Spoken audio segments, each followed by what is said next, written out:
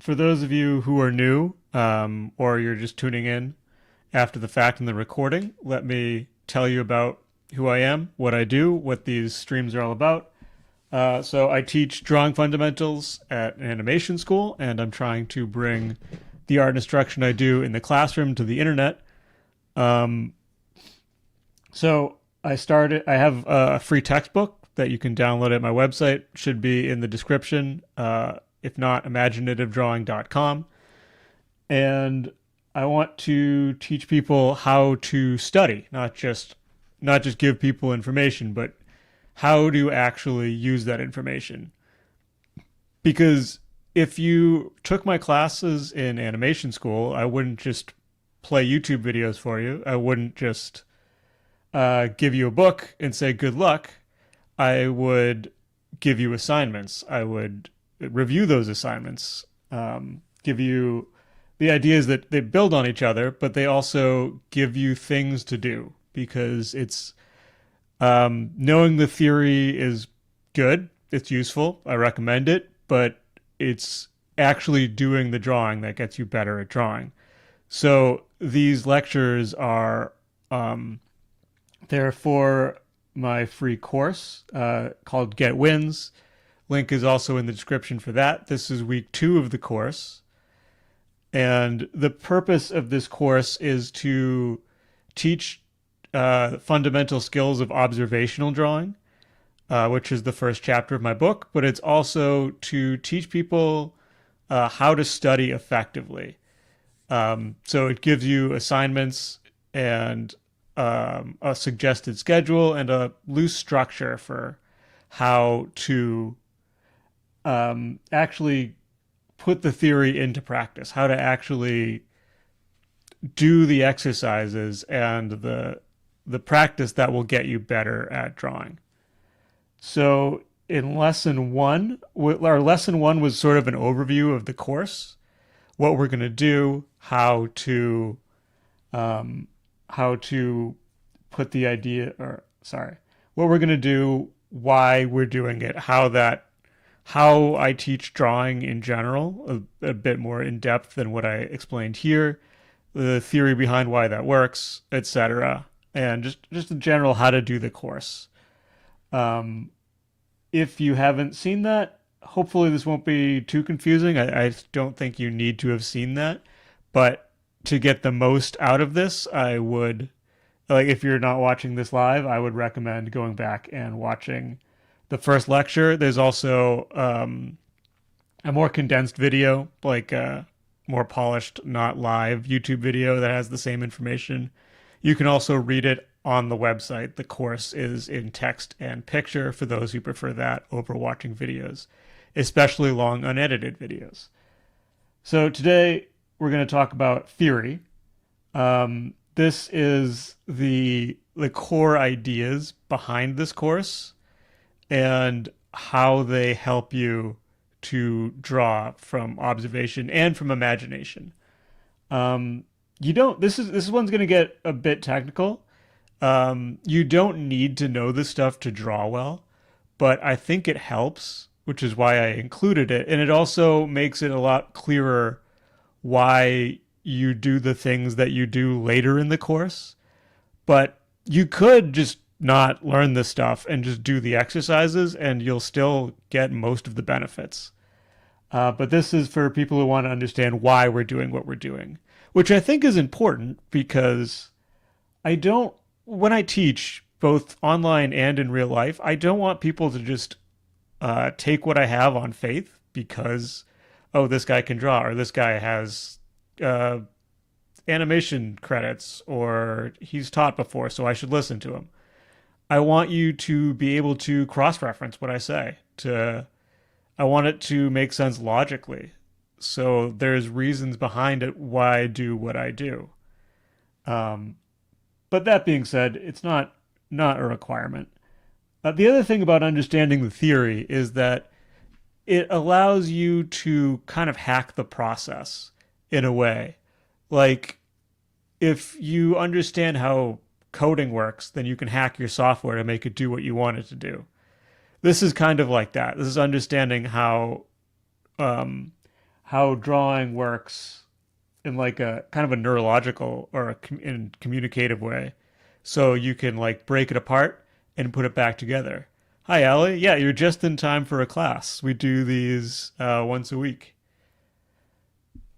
So without further ado, let's get into the theory. So the central idea, and I talked about this last week and in previous lectures and in the intro to my book, I talk about this a lot, that I define drawing as you're presenting a simulated visual experience to the viewer. So they look at your drawing and it feels like they would what they would see if they were actually there in the world that you're creating in your drawing. But to really understand why this works, we need to take a quick dive into vision science, and I'll try not to nerd out too much about this. So here's you. You got a huge head. And here's what you're seeing. And it seems like your eyes are giving you, are like kind of like cameras that give you a video feed of what's going on.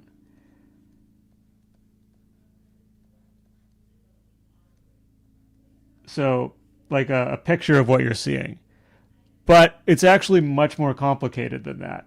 And understanding why will allow us to break it down into drawing. So instead of just being cameras, we're actually doing a lot of processing to create our visual experience. Our visual experience is not still images. It's more like a three-dimensional mental model of our surroundings. So what we define, sorry, let me just read this. Do you think trying to draw objects in rooms will help grasp the fundamentals better than human anatomy? That's a good question. So the reason I teach drawing objects in rooms is because it's a lot easier to check your work. And anatomy is really hard. Like there are 200 something bones, even way more than that in muscles that you have to keep track of. So instead of like, I want to make things simple when you're learning, or as simple as I can when learning the fundamentals, and then building up from that. So learning anatomy, even if you already have fundamental drawing skills, is still really hard. It takes a long, or at least really time consuming and really involved. There's a lot that you have to learn. So I would rather you learn fundamentals with something easier, like an object, and then you build, and then when you have those fundamental skills, you can do something more challenging. Does that answer your question? While I give you time to type, I'm going to continue with where I was. So you have your mental model of the three-dimensional world, and that mental model it's not designed for visual accuracy. You're welcome. It's designed for survival, for being useful to us. So what we construct is our 3D surroundings and recognizable objects. And we construct this, again, massive oversimplification, out of form, the position of those forms in space, and the light that hits those forms. The reason this is important is because when we're drawing from observation, we're trying to communicate these things here: form, position, and light. And this course is going to be all about how to do that. So with this approach, we, instead of trying to copy what we see, or even worse, copying a photo, we're translating what we see into a drawing. So we want to communicate form, position, and light into the visual elements of a drawing.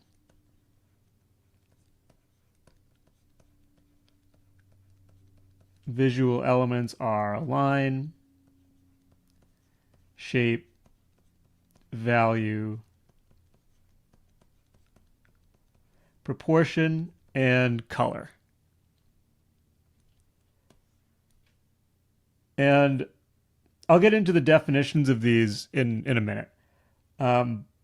So if we translate these things that make up our visual experience into a drawing,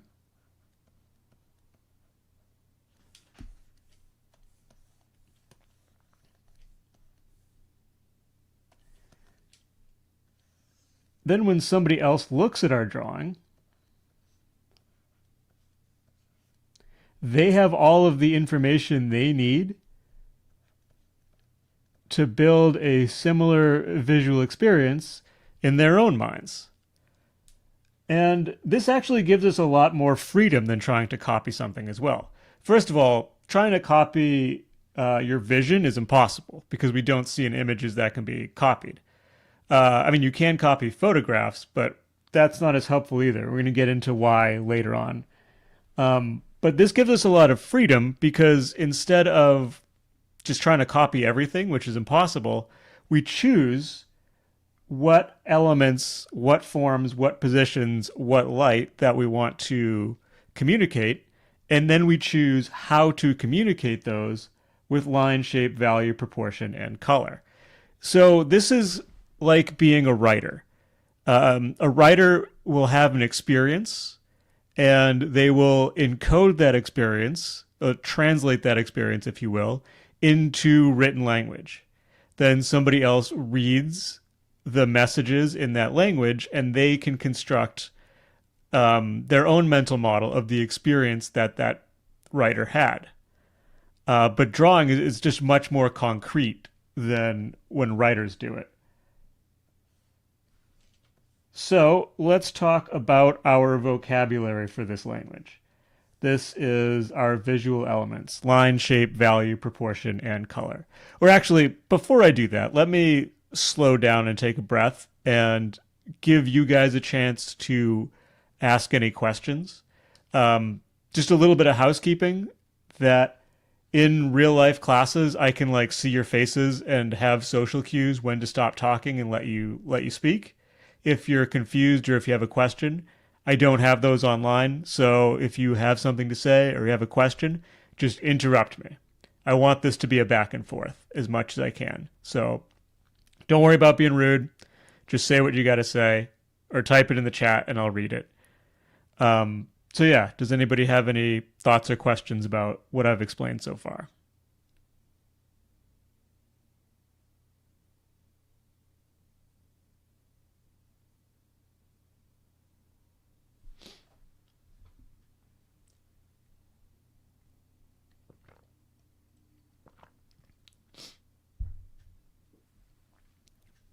Okay, so I'll define these visual elements real quick. They're mostly pretty self-explanatory, so I don't want to get too technical here. Lines, you know what lines are? Those are the marks that. Do you think learning to copy is learning art? Oh, that's a big question. Yes, and it is learning art. You're learning to control your medium and stuff like that. Um, but I don't think it's a very good way to learn art. At least it has its purposes in study, but it's not for what we're trying to do, this translation thing, copying won't get you there. And this is a really core skill of drawing. So I'll explain more about that in a bit. So lines are the path that your tool makes across the page. They're also, you can also find them at the edges of shapes. So this is a line. Lines can also be created or implied by the alignment of elements. So, for example, a dotted line, it's made up of lines, but there's also a line that you can see based on its alignment.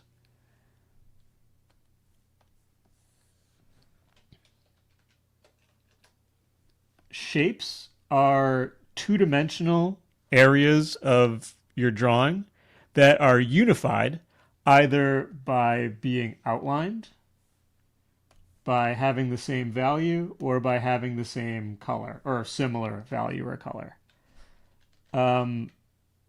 What's important to note about shape for us is that when I'm talking about shape, I always mean two-dimensional elements of your drawing.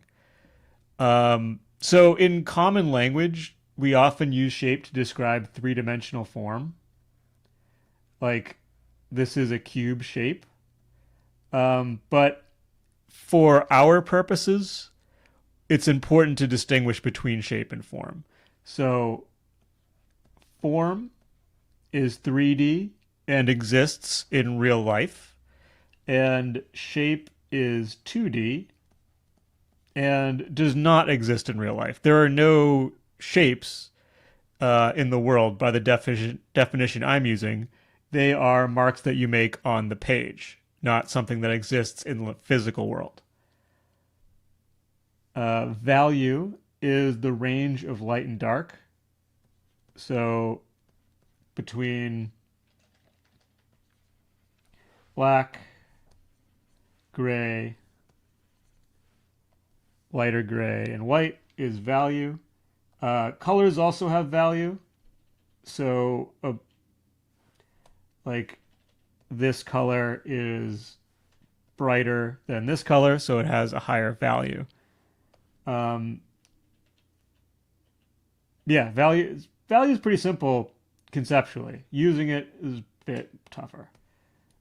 And we'll get into that in later classes. Proportion.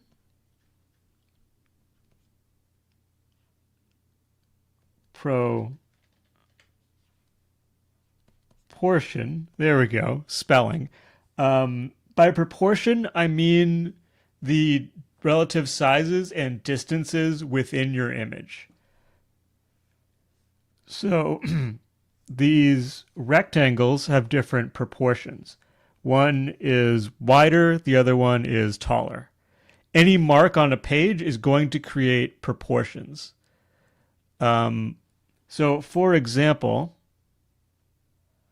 if I draw a line here,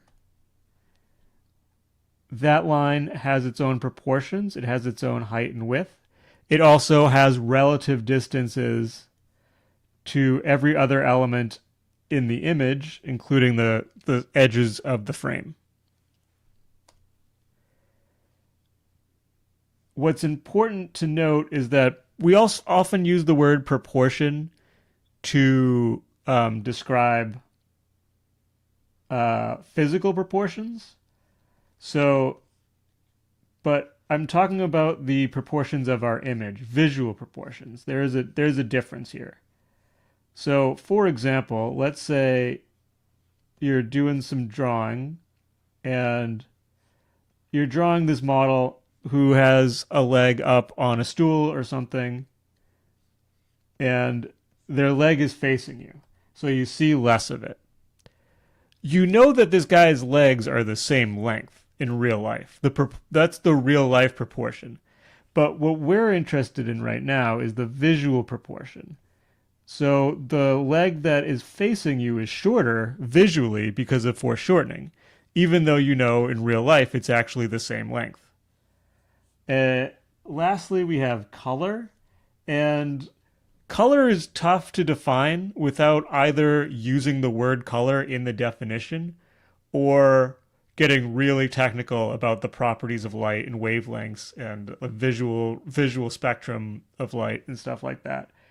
And I did a lecture on color a few weeks ago, and it's also in the book if you want to get that technical definition. Um, what's notable about color for the course is that it is possible, or sorry, it is not possible to create an image without using line, shape, value, or proportion. It is possible to create an image without using color. So, because of that, I am going to omit color from this course. We are not worried about color. We have enough to worry about of just basic drawing to begin with without color. Um, I will take a breath again after all of that to give you guys a chance to ask questions.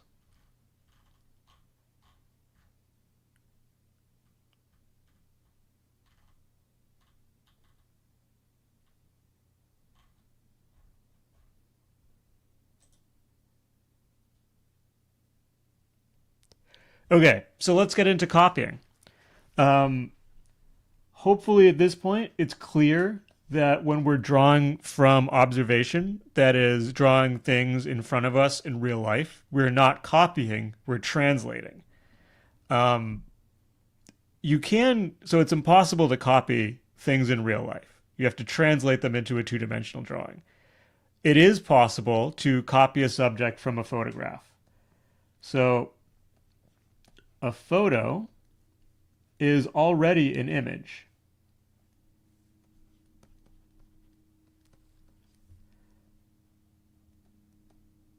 Which means that it already has lines, shapes, values, proportions, and maybe color. So to copy a drawing, or to copy a photograph into a drawing, we can just copy the lines, shapes, values, proportions, and color. And we don't need to think about the forms, the light, the position of those forms that created those things. That's not to say that you should never study from photographs. Photographs are really useful. I study from them a lot, all the time, because I need to see things to learn what they look like, and I might not be able to go out and see that thing in real life, or it would be impractical, or it would be moving too much. So photos can be really useful for that.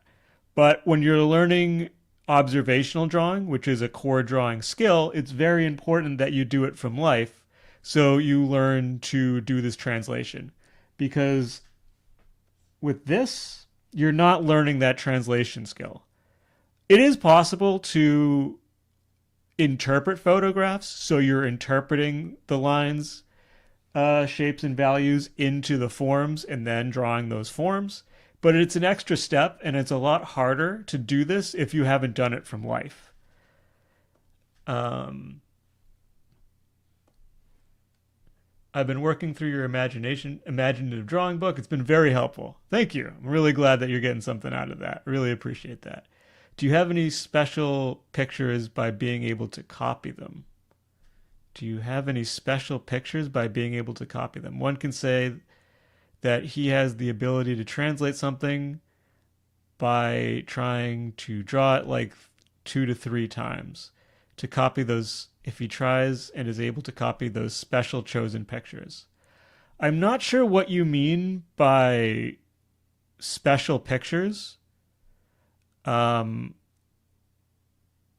because it's still like you're still copying image to image and you're not learning the translation skill, which is what this course is all about. It's all about learning that translation skill and the learning to study as well.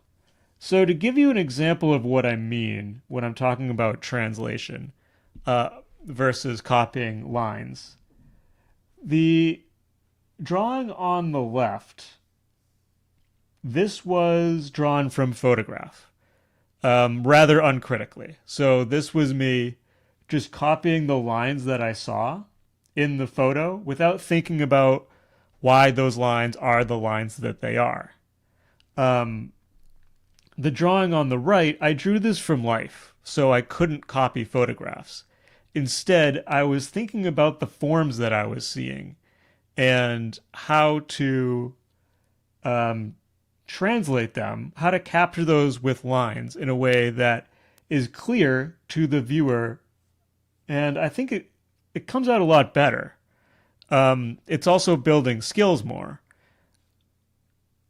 I mean, granted, I could have done a better job in the one on the left if I was thinking about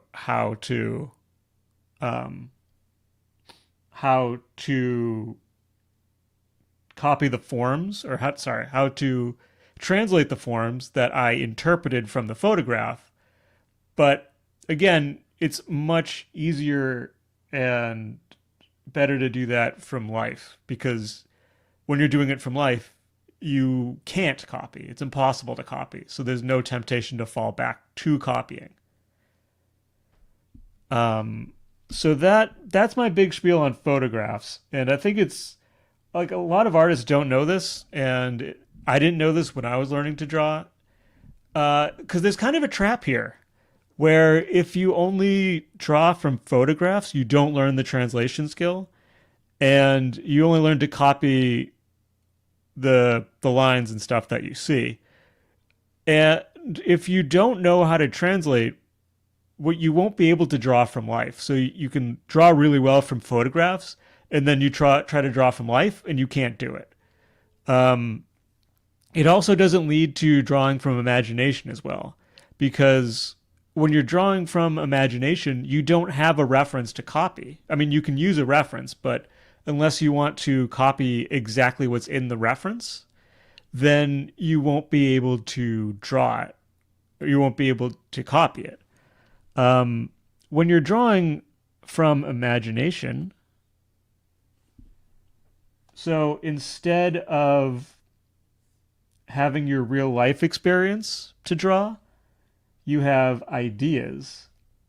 And if you can express those ideas in terms of forms, the position of those forms, and light, then you can translate that idea into a drawing in a way that will be clearly communicated to the viewer. Um, that's what the rest of imaginative drawing is about how to invent form, light, and position. Um, hello. In this course, we're just worried about this part. But I want to go into drawing from imagination a little bit today, because I want to make it clear why observation is so important for drawing from imagination. So let's say, where are you? That I wanted to draw this raptor, and I did draw this raptor. Obviously, this isn't from life. This isn't from um, a photo reference, because there aren't photos of dinosaurs. And I didn't copy another artist because I want to do my own stuff. I think that's more interesting. Uh, there is Drawing on the Right Side of the Brain workbook, which has exercises with written steps. Okay, that is true. Um, I haven't done the workbook, but I have read that book many years ago. I think it's a good book. Um, can you cover those exercises while explaining the steps and using digital tools like Perspective Grid and Alternative to what tools the workbook requires? Um, I mean, I could, but I'm not going to, because I have my own teaching methods that aren't drawing from the right side of the brain. Like we do use some similar ideas, but there are places where we diverge as well. Um, I want to say thank you. My texture is a lot better though. My texture is a lot better though. It still needs some work, and my art is getting better too. Oh, that's great. Thanks for letting me know. I really appreciate that. I can help people. I really like when I'm doing this. When I wrote the book, when I'm doing these lectures, um, a lot of the times it does feel like I'm just sending things out into the void. Like, I know people are downloading the book, but I don't know if they're using it and getting better. So when I hear back that this is working and this is helping people, that means a lot to me. That really it justifies what I'm doing. Um, so let me get back. Let me get back to what I was talking about. So um, to draw this raptor, I had to translate my ideas into form, position, and light. So very simplified, but I recognize that the raptor has forms that exist in three-dimensional space.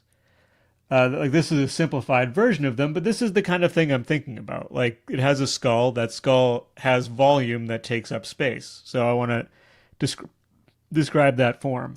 Same thing with details like the eye. So the eye is made up of forms, and the relative positions of those forms makes it recognizable. So I put them in the wrong place. Excuse me. If I put those forms in the wrong place, it looks like something else. And then if I want to render, I can imagine the light that is hitting those forms. So, for example, if the light's coming from above and to the front, it's going to cast shadows on the surfaces of the form that face away from the light. And I use all of those skills that I learned drawing observationally, like how to describe form, how to describe light, those sort of things, and how to put the positions of the forms in the correct place. I use all those skills that I built drawing from observation to draw this raptor. I'm a big believer that you can't draw from imagination better than you can draw from observation. Like if you don't have those core skills, like describing form, or like putting the positions of those forms in the correct place, you won't be able to do it when it's from imagination either. So it's definitely worth it to spend that time learning to draw from life, which is why I made this course, which is why I made it the first chapter of my book. So let's talk about our exercise. Just quickly review. And actually, let me give you guys a minute to ask any questions or contribute any thoughts before we get into the exercise.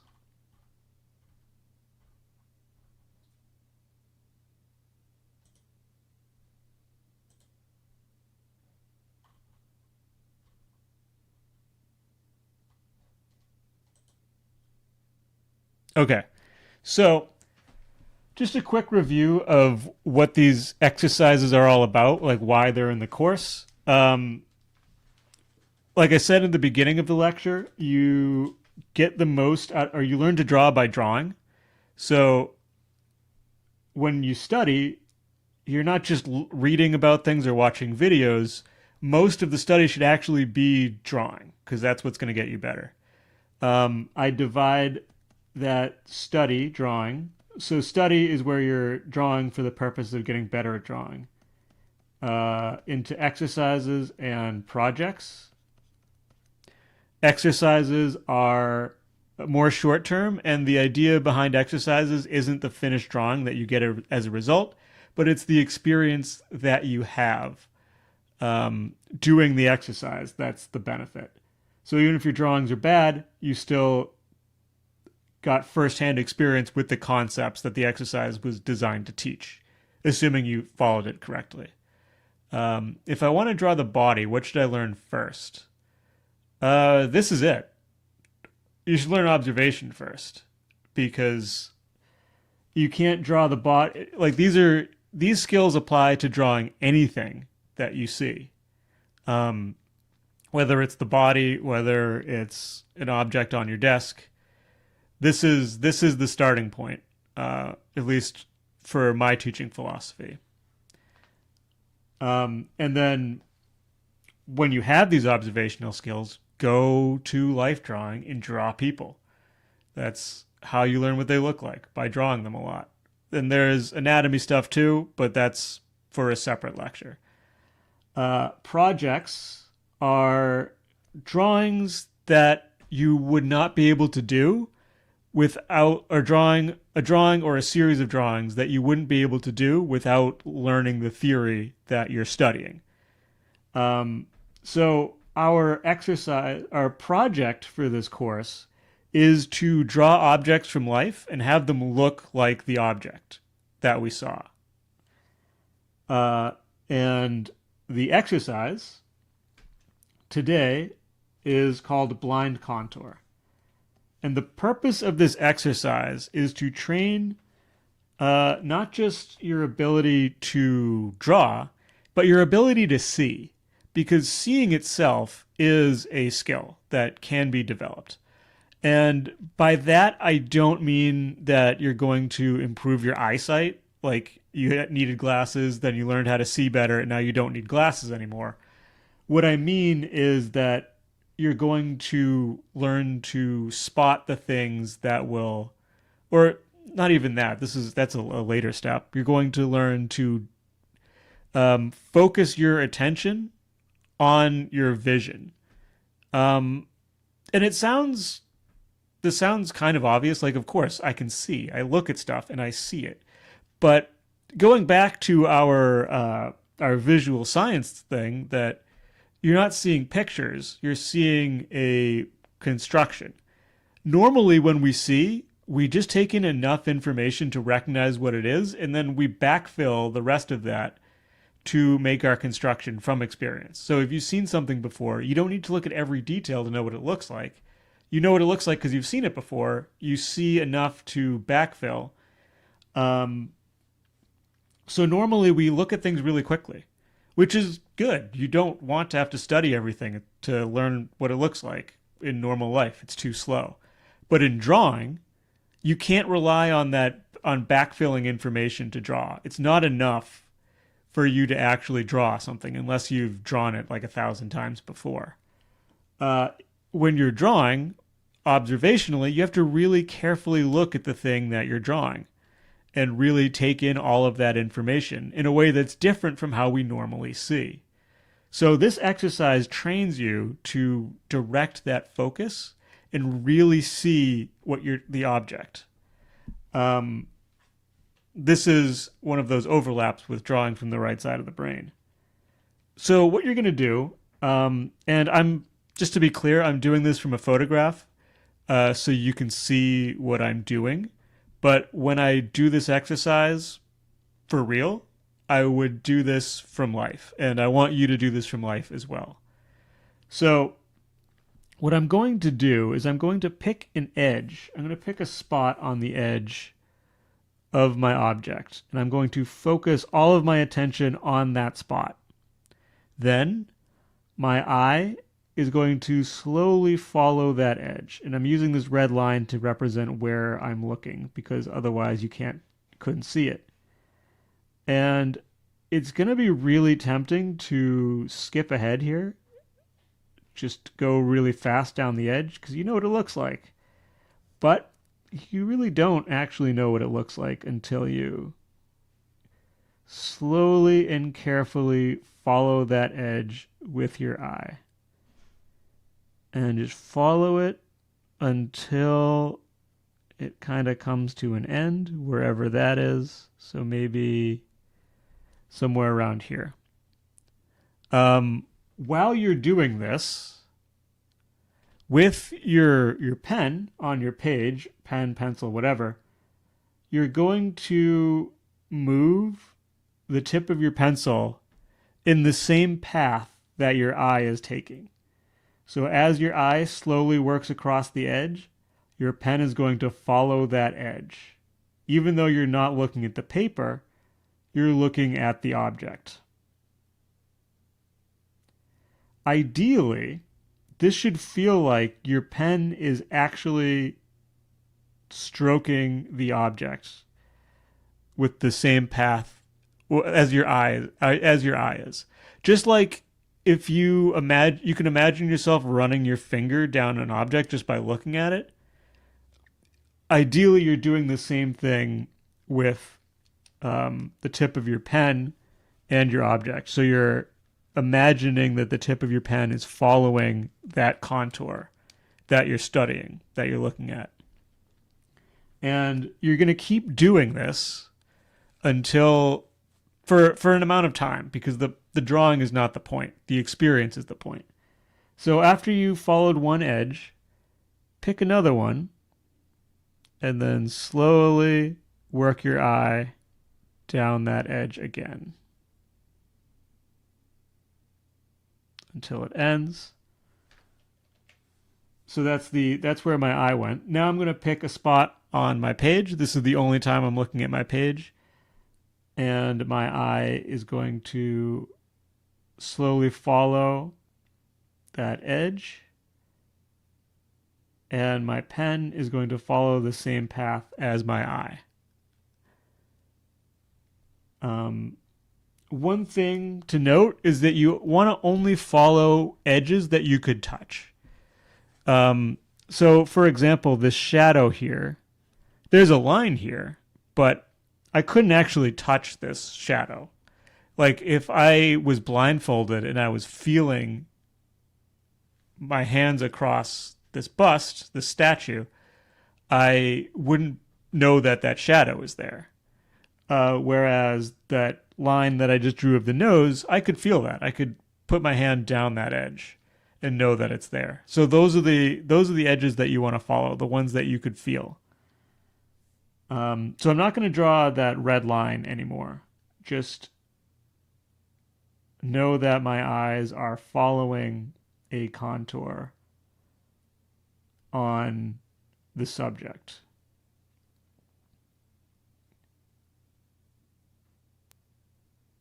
And it actually takes a lot of focus. This sounds easy, but I can assure you that it is not. Your brain is going to tell you, I know what this looks like. You don't have to follow this edge. Just go faster. But you have to fight it. You have to really purposely focus. So one thing to note is that your drawing is going to end up being pretty weird looking. There's a reason that we look at the page when we draw. So what's probably going to happen is that some of these contours that you draw are going to look pretty good individually, but when you look at them together, they're not going to line up. Because you weren't relating it to other contours. You were laser focused on one edge.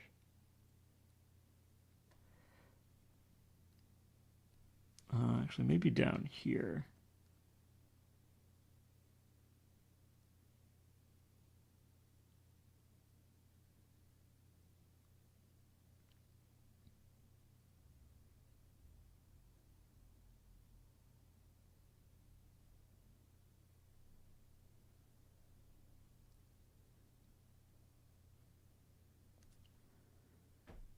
So yeah, the nose isn't really lining up.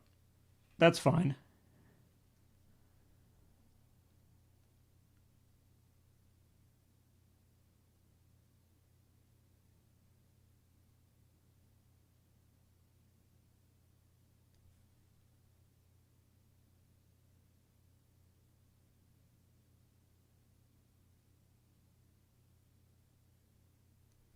Or the eyelid didn't line up.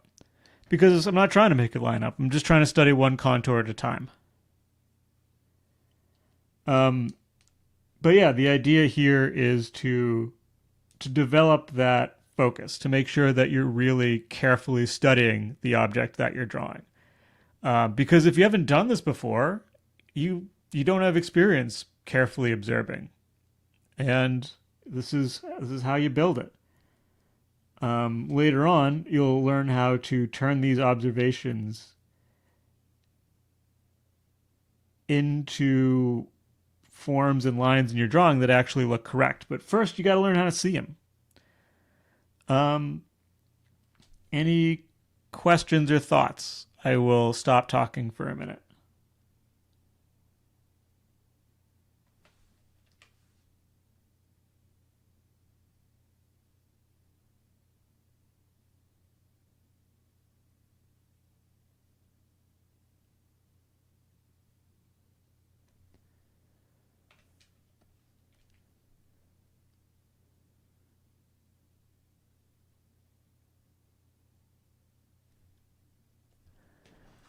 Don't you start with the general proportions? Um, just details. Yeah. So this is an exercise. So that's why we're not studying with the general proportions. In uh oh damn is hard as heck. Yes. So yeah, like if you were doing a finished drawing, the project drawing, starting with general proportions is a good idea. But for this exercise, I don't care about proportions. I'm just trying to practice this one specific skill of observation in isolation. So the drawing's going to look weird because I'm not like ignoring the proportions, but that's not the point. So yeah, really important to not get frustrated when your blind contour drawings look bad. They're kind of supposed to. Like you're not making them bad on purpose, but if they're too good, I would question whether you were actually following the instructions of the exercise.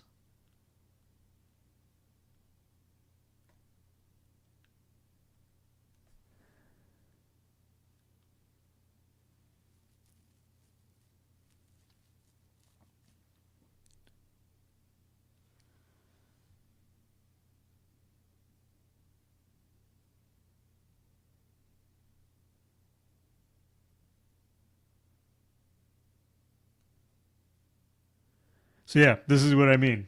Just drawing that line right into the nose.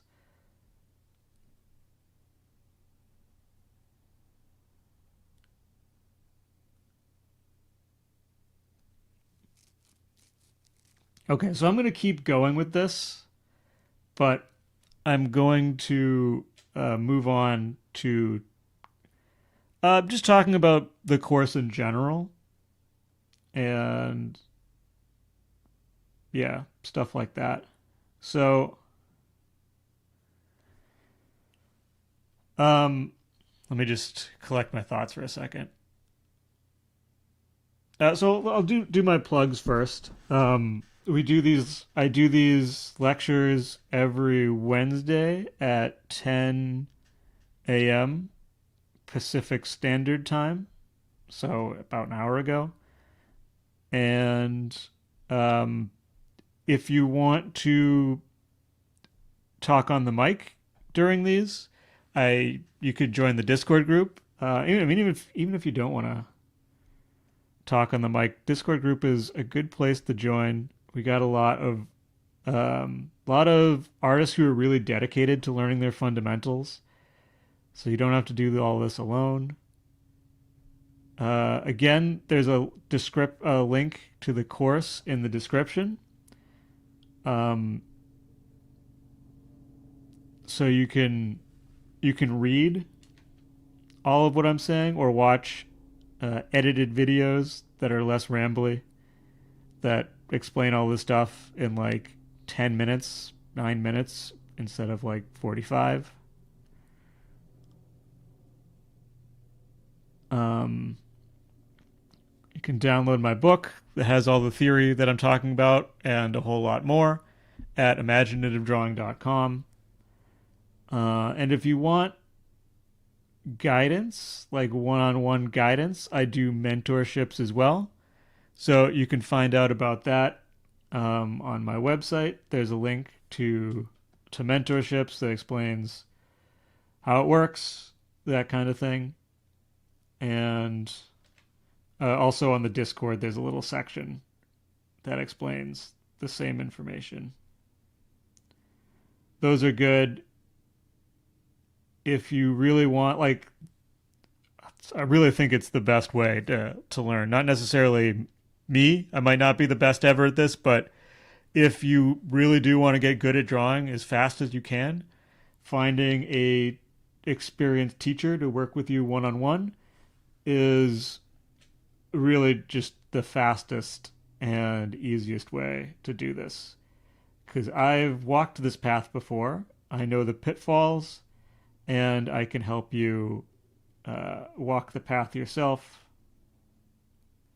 And I've walked the path with others before, so I know not just my own struggles, but where other people have tripped up and how to help them get through it too.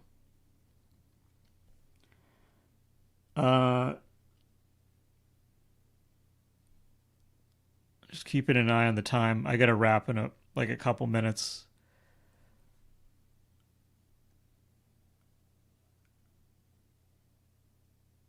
So there's one thing I've been thinking about recently that I'll try to cover in a couple minutes. But again, if you have questions or anything, please interrupt me. This is not. I'm going off topic here, but it's just something that's been on my mind. Um, is like just getting in the habit of drawing. So I have a course where you schedule your drawing and you draw for hours a week, because that's what you need to do to improve, at least quickly. You can still improve with less than hour without having to be that much time. But, you know, if you have hours a week and you want to get better faster, then you will uh, get better spending those hours a week. Looking at my drawing again, because I'm talking and go to autopilot. I'll stop doing this exercise and just talk. Um, but if you're new to drawing and you're not used to drawing for hours a week, just jumping right in to drawing for hours a week is probably not a good plan. Um, like at first you're all motivated, you're all excited, like, yeah, I really want to get good at this. I'm going to do this for hours a week. But that wears off pretty quick, and then the like initial motivation and excitement that's not gonna last. And then the motivation wears out, and you don't really feel like it anymore. And then you're on Reddit posting about how you don't have motivation. How do I find motivation to draw? Um, I don't have to worry about motivation to draw because I've built it as a habit into my life. I mean, also I'm motivated by the fact that this is my job, so I want to be able to pay my bills. But when I was learning, I was still putting in part time and then later full time hours into learning to draw because I built it up slowly and made it a habit. So if you're just starting out, try 10 minutes most days. Um, and then once that becomes a habit, you get used to it. You feel maybe even feel like you missed something if you didn't do it. Then make it half an hour. Then later it can be an hour. And then before you know it, you're doing those 90-minute study sessions from my course, and you're getting good really fast. It's much more sustainable than trying to get good as fast as possible, right off the bat from nothing. Um, it's like the same thing happens with people working out. It's a big thing. Like that's why New Year's, new me. I'm gonna get a gym membership. I'm gonna go 5 days a week. Somebody who was sitting on the couch eating chips most of the time goes right to trying to act like somebody who's shredded and goes to the gym all the time. And by February or March at the latest, they're gone. They're not going to the gym at all anymore. Instead, much more likely to succeed if you just build those healthy habits one by one and take your time till they become ingrained, and then you do the next one, and then you do the next one. So like if you sit on the couch eating chips all day, maybe switch soda to water. That's your first healthy one. Then maybe every day, every other day, you go for a short walk. Then maybe it becomes a longer walk. Then maybe you start running. Then maybe you do some push-ups. And then before you know it, those build and you're much healthier versus trying to change your life entirely all at once, which doesn't usually work, just human psychology. So, Just want to talk about that. Before I close, does anybody have anything to add? Any thoughts? Any questions?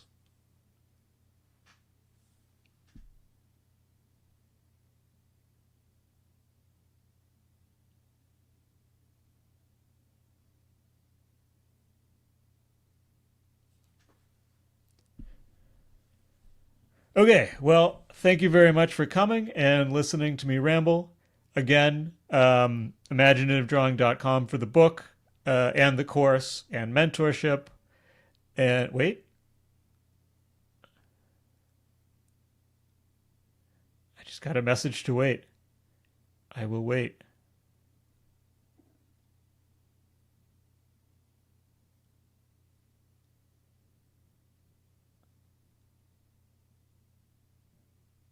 Suspense.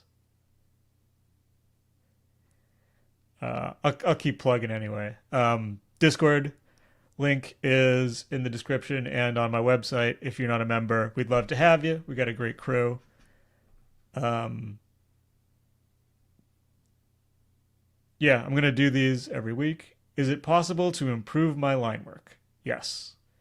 The more you draw your lines, the better your line work will get. Draw from the shoulder whenever possible, not the fingers, and the wrist is okay, but if only for shorter lines. But it takes a long time. Um, Takes a while to really get that line confidence and that good line work. It just keeps getting better the more you do it.